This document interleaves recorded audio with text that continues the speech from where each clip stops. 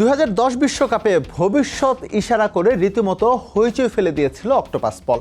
সে সময় এতটাই জনপ্রিয়তা পায় তার আগাম বার্তাগুলো যে মাঠে কারা পারফর্ম করছে বা কেমন খেলছে তার দিকে লক্ষ্য না করে অনেকেই তাকিয়ে থাকতো পলের ইশারা ইঙ্গিতের দিকে। তার 14টি প্রেডিকশনের মধ্যে 12টি সঠিক হয়, যার মধ্যে উল্লেখযোগ্য ছিল ইংল্যান্ডকে হারিয়ে স্পেনের বিশ্বকাপ জয়। এ তো গেল অক্টোপাস পলের কথা।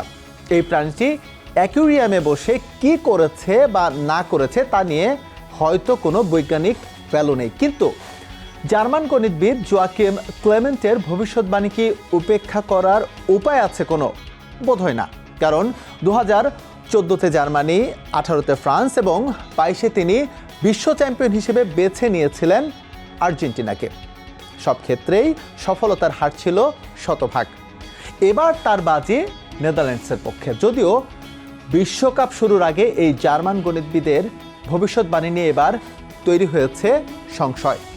বাস্তবতার নিরিখে কোন দিকে ইতিহাসের সবচেয়ে বড় এই আসর, তা নিয়েই আজকের আলোচনা।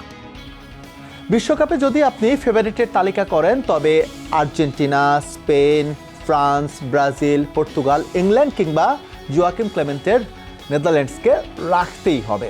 এখন র্যাঙ্কিংয়ে কাকে আপনি এগিয়ে রাখবেন কিংবা পিছিয়ে রাখবেন সেটা আলোচনা সাপেক্ষ, কিন্তু এই দলগুলোর বাইরে অন্য কোনো দেশ যদি বিশ্বকাপের ফাইনালে জায়গা করে নেয় কিংবা অতি মানবীয় কোনো কিছু করে ফেলে, তবে কি অবাক হওয়ার আদৌ কোনো সুযোগ আছে?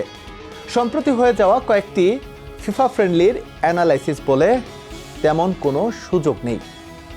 সবার আগে আসি চ্যাম্পিয়ন আর্জেন্টিনার ক্ষেত্রে। লিওনেল মেসিদের নিয়ে খুব হাইপ না থাকলেও বিশ্বকাপ ডিফেন্ড করতে নামা স্ক্যালোনির দলকে কি আলোচনার বাইরে রাখা যায়? কোনোভাবেই না। কিন্তু যারা ভেবেছিলেন খুব সহজেই হেসে খেলে তারা গ্রুপ পর্ব পার হয়ে নকআউটে চলে যাবে আলজেরিয়া ম্যাচ দেখার পর, সেটা বোধহয় আর ভাবার কোনো সুযোগ নাই। কারণ র্যাঙ্কিংয়ের 28 নম্বরে থাকা আফ্রিকার এই দেশটি যে এরই মধ্যে হারিয়ে দিয়েছে ক্লেমেন্টের চ্যাম্পিয়নদের। আলজেরিয়ার এই জয় শুধুমাত্র ডাচদের জন্য সতর্ক বার্তা নয়, একই সঙ্গে সাবধানী বার্তা দিচ্ছে আর্জেন্টিনাকেও। 17 জন মাহরেজ, লুকা জিদানদের বিপক্ষে ওয়ার্ল্ড কাপ ওপেনার লিওনেল মেসিদের। কাতারের মতো যদি প্রথম ম্যাচেই পা পিছলে যায় স্ক্যালোনি বাহিনীর, তবে হতে পারে মহাবিপদ। কারণ পরের 2 ম্যাচের একটি খেলতে হবে তাদের অস্ট্রিয়ার বিপক্ষে, যারা অপরাজিত আছে শেষ 4 ম্যাচে। আর প্রথমবারের মতো বিশ্বকাপ খেলতে যাওয়া জর্ডানও কিন্তু সহজ প্রতিপক্ষ হওয়ার কথা নয়।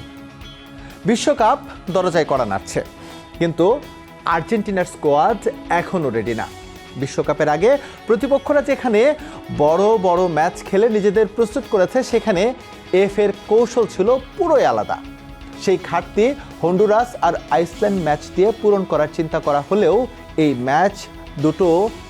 ম্যাচ দুটোতে কারা আসলে সেরা একাদশে থাকবেন বা লিওনেল স্ক্যালোনি কিভাবে সেরা একাদশ গোছাবেন সেটা কিন্তু এখনো চূড়ান্ত নয়। কারণ হচ্ছে ইনজুরি সমস্যা। এই ম্যাচ দুটোতে মেসি এবং এমি মার্তিনেজ যে খেলছেন না, এটা প্রায় শতভাগ নিশ্চিত। কারণ মেসির ফিটনেস এখন অনেকটাই আপ টু দ্য মার্ক হলেও এমি মার্তিনেজের আঙ্গুলে যে চোট, যে ফ্র্যাকচার ধরা পড়েছে, সেটা কিন্তু এখনও পুরোপুরি সেরে ওঠেনি। বা সেরে উঠলেও এই প্র্যাকটিস ম্যাচ দুটোতে তাদের খেলিয়ে যে একটা ঝুঁকি নেবেন, সেই ঝুঁকিও কিন্তু লিওনেল স্ক্যালোনি নিতে পারবেন না। কারণ তাদের ঝুঁকি নিয়ে তারা যদি পুনরায় সেই ইনজুরিটা যদি আরও বড় হয়ে যায়, তাহলে কিন্তু সমস্যা আরও বেড়ে যাবে। সেক্ষেত্রে লিওনেল স্ক্যালোনি ধরে নিয়েছেন যে এমি মার্তিনেজ কিংবা লিওনেল মেসিকে অন্তত হন্ডুরাস এবং আইসল্যান্ডের বিপক্ষে না খেলিয়ে তাদের হচ্ছে বিশ্রামে রাখা, যাতে হচ্ছে আলজেরিয়ার বিপক্ষে একেবারে বেস্ট 11 বা ফ্রেশ লেগ লিওনেল মেসি, একদম পুরো ফিট লিওনেল মেসিকে পেয়ে যেতে পারেন। এই দলটায় আরও কিন্তু ইনজুরি সমস্যা রয়েছে। আমরা যদি লিয়ান্দ্রো পারেদেসের কথা বলি, নিকো গঞ্জালেসের কথা বলি, তারপরে নাওয়েল মলিনার কথা বলি, তারা কিন্তু সবাই চোটগ্রস্ত। যদিও সুসংবাদ এসেছে যে চোটে পড়ার পর যেই পুনর্বাসন প্রক্রিয়া যেটা হয়, সেই পুনর্বাসন প্রক্রিয়ায় তারা বেশ ভালোভাবেই কেটেছে এবং হয়তো বা এই ফ্রেন্ডলি দুটোতে তাদের দেখা যেতে পারে এবং একই সঙ্গে যেই বেস্ট 11 যেটা ওয়ার্ল্ড কাপ শুরুর আগে, সেটাতে হয়তো বা তাদের পাওয়া যেতে পারে, এরকম একটা প্রত্যাশা করা হচ্ছে। তবে অনেকেই কিন্তু আলজেরিয়া এই ম্যাচের পারফরমেন্সের পর টিপ্পনি কেটে বলছেন যে ভয়ে পা কাঁপছে আর্জেন্টিনার। এই কথাটা কিন্তু একেবারে উড়িয়ে দেওয়ার মতো না। এত কিছুর মাঝেও স্বস্তির খবর, যেটা লিওনেল মেসি ফুল ফ্লেজ অনুশীলনে ফিরেছেন। এটা আসলেই আর্জেন্টিনার জন্য স্বস্তির খবর। তবে মহা অস্বস্তির একটা খবরও কিন্তু রয়েছে, কারণ আর্জেন্টিনা কিন্তু রিসেন্ট টাইমে কোনো ম্যাচ খেলেনি। পক্ষান্তরে ফ্রান্স, র্যাঙ্কিংয়ের 1 নম্বরে থাকা ফ্রান্স এবং স্পেন, তারা ম্যাচ খেলেছে। এবং ভাবা যায় এই বিষয়টা যে ফ্রান্স, যাদের বলা হচ্ছে এবারের বিশ্বকাপের hot favourite, Ousmane Dembele, Olise, Kylian Mbappe, কে নেই এই দলটাতে? আপনি একদম ডিফেন্স লাইন থেকে শুরু করে মিডফিল্ড, যদিও এই জায়গাটায় কিছুটা ঘাটতি আছে, সেই দিকে যাব না।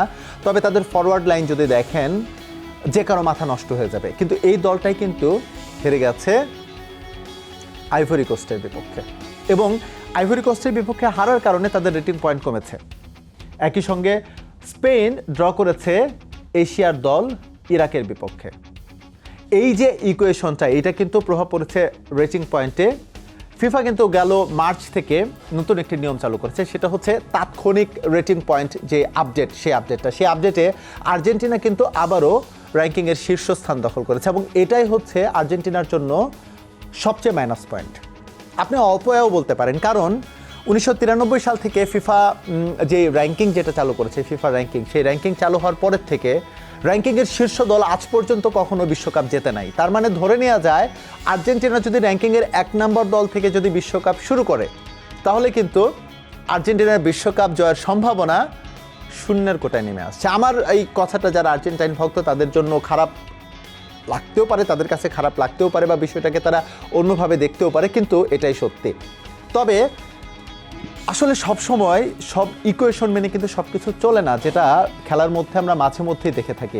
এই যে আপনি যেমন আর্গিউ করতে পারেন যে আসলে ইকুয়েশনের পক্ষেই যদি সব কিছু যেত, তাহলে কিন্তু ফ্রান্স আইভরি কোস্টের কাছে হারার কথা না, বা স্পেন ইরাকের সঙ্গে ড্র করার কথা না, একই সঙ্গে নেদারল্যান্ডস আলজেরিয়ার কাছে হারার কথা না, কিন্তু তারা কিন্তু হেরে গেছে। সুতরাং আর্জেন্টিনা যে র্যাঙ্কিংয়ের শীর্ষের থেকে যদি শেষ পর্যন্ত ওয়ার্ল্ড কাপে যায়, আর্জেন্টিনা যে ফল ডাউন করবে বা বিশ্বকাপ জিততে পারবে না বা ধরে রাখতে পারবে না, সেটা কিন্তু বলা যায় না। কারণ আর্জেন্টিনার সামনে হন্ডুরাস ম্যাচ রয়েছে, আর্জেন্টিনার সামনে আইসল্যান্ড ম্যাচ রয়েছে। এই ম্যাচ দুটোতে আসলে স্ক্যালোনি কেমন টিম সাজান, কেমন ফরমেশন সাজান, বা তার ফুটবলাররা কেমন কতটা ছন্দে রয়েছে, সেটা কিন্তু অনেকটাই নির্ধারণ হয়ে যাবে। সুতরাং আর্জেন্টাইন ভক্তদের একেবারে হোপলেস করছি না, তারা প্রত্যাশা রাখতেই পারে। দেখা যাক না 10 জুন পর্যন্ত আসলে র্যাঙ্কিংয়ে কি হয়, তারপরে পরেরটা পরে দেখা যাবে। অনেক বড় বিশ্বকাপ, একেবারে লম্বা একটা সময় অনেক ম্যাচ খেলতে হবে, ইতিহাসের সবচেয়ে বড় বিশ্বকাপ দরজায় করা যাচ্ছে। সুতরাং প্রত্যাশা আসলে যে দলেরই সমর্থন করুক না কেন বা সমর্থক হোক না কেন,